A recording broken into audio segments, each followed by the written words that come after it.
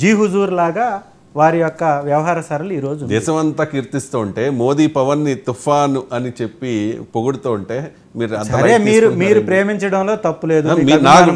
నాకు వ్యక్తిగతంగా ప్రేమించాల్సిన అవసరం లేదు. నేనేమంటానంటే ప్రతిపక్షంలో ఉన్నప్పుడు 32,000 మంది బాలికలు అమాయక మహిళలు మిస్సింగ్ అయ్యారన్నారు. 20 రోజులైంది, ఒక్కరిని కనిపెట్టలా. పోనీ ఒక్కరిని కనిపెట్టలేదు. ఇవాళ వారి ప్రభుత్వంలో జరుగుతున్నటువంటి అఘాయిత్యాలు, ఒక చిన్న బిడ్డ మచ్చుమర్రిలో కనపడకుండా పోయింది.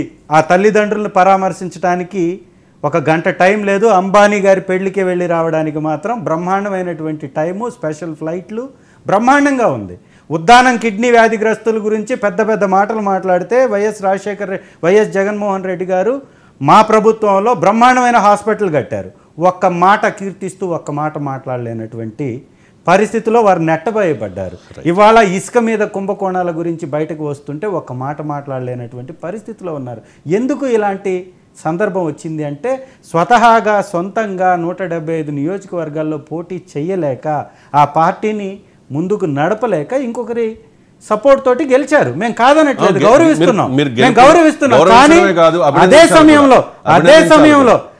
సమయంలో జగన్మోహన్ రెడ్డి గారు ఒక ఎంపీగా తన ప్రస్థానాన్ని మొదలుపెట్టి ప్రతిపక్ష నాయకుడిగా 67 సీట్లతోటి, అధికార పక్షంలో ఈ దేశ చరిత్రలో 151 సీట్లు వచ్చిన ఏకైక సింగిల్ లార్జెస్ట్ పార్టీగా రికార్డు సృష్టించి 5 సంవత్సరాలు ప్రజలతోటి జేజేలు కొట్టిపించుకున్నటువంటి పరిపాలన అంది. 5 ఏళ్ళు జేజేలు కొడితే ఆ మ్యాండేట్ ఎందుకు వస్తుంది చెప్పండి? జేజేలు ఎవరికైనా 23 సీట్లు వచ్చినప్పుడు తెలుగుదేశం పార్టీకి వచ్చినటువంటి ఓట్ల కన్నా మాకు ఎక్కువ వచ్చాయని చెప్తున్నాం.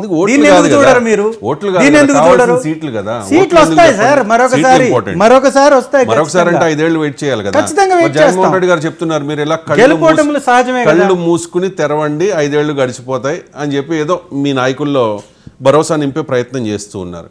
పోరాటంతో మొదలైన పార్టీ మాది. ఖచ్చితంగా పోరాటం చేస్తాం, మళ్ళీ గెలుస్తాం. ఈ 5 ఏళ్ల పాటు మీకు ఇబ్బందులు ఉండవా?